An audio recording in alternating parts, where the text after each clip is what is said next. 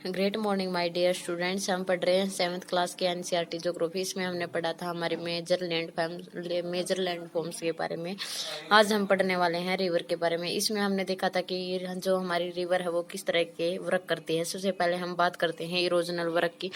Erosional work के अंदर जो रिवर है बैंक से होकर के फ्लो करती है, तो वो अपने दोनों बैंक का इरोड करती है, साथ में कट कर देती है। फिर वो अपने पानी को और इरोडेड जो मटेरियल उसको एक स्थान से दूसरे स्थान पर लेकर के साथ में जाती है, तो ट्रांसपोर्टेशनल वर्क है। इसके साथ में वो करती है हमारा डिपोजिशनल वर्क, जो अपने साथ सेडिमेंट्स वगैरह उठा करके लेके आई उसको दूसरे स्थान पर जमा कर देती है। इसको हम डिपोजिशनल वर्क बोलते हैं।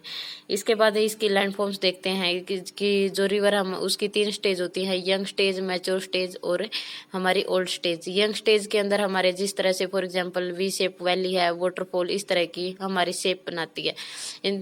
बात करते हैं मैच्योर स्टेज में। मैच्योर स्टेज के अंदर देखते हैं तो वो flood plains, levees, meanders, oxbow lake, इस तरह के हमारी शेप बनाती है। अगर हम बात करते हैं ओल्ड स्टेज की, तो उसमें हमारे नेचुरल लीव्स, डेल्टा, एलुवियल कोन, इस तरह की हमारी लैंडस्केप बनाती है।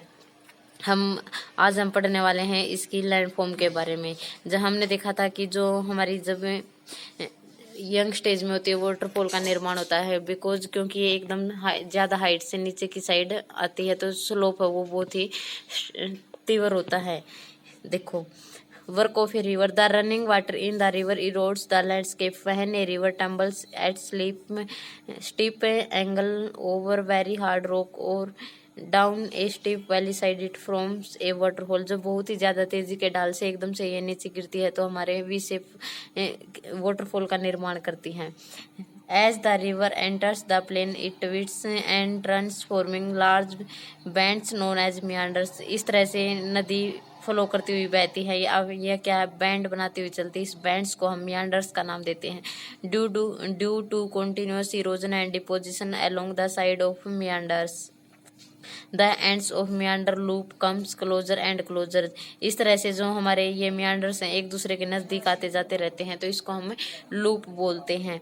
It due course of time the मियांडर loops cuts from the river and forms एक कट ऑफ लेक। और इस तरह से जो एक लूप है हमारा वो रिवर से कट जाता है, इसको हम ओक्सबो लेक बोलते हैं।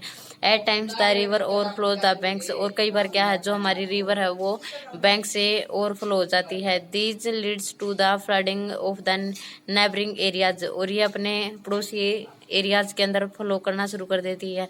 As it floods it deposits layer of fine soil and other materials called sediments along the banks, this leads to the formation of a flat fertile flood plane.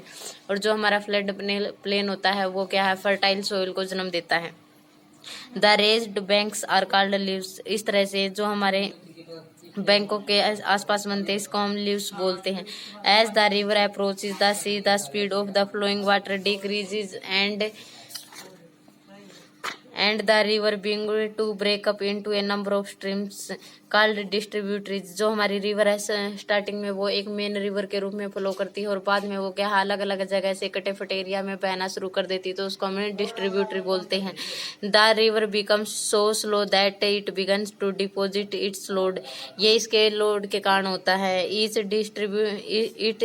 Distributary forms it own mouth, और ये इसके mouth को represent करता है। The collection of sediment from all the mouths from a delta, और ये जो अपने साथ में सेडिमेंट्स बहा करके लेके आती है उसको बिल्कुल समुद्र के मुहाने माउथ पे जाकर के बिछा देती है, जिसको हम डेल्टा का नाम देते हैं। Thank you guys. अगर आपको अच्छा लगे तो शेयर करें, लाइक करें, सब्सक्राइब करें।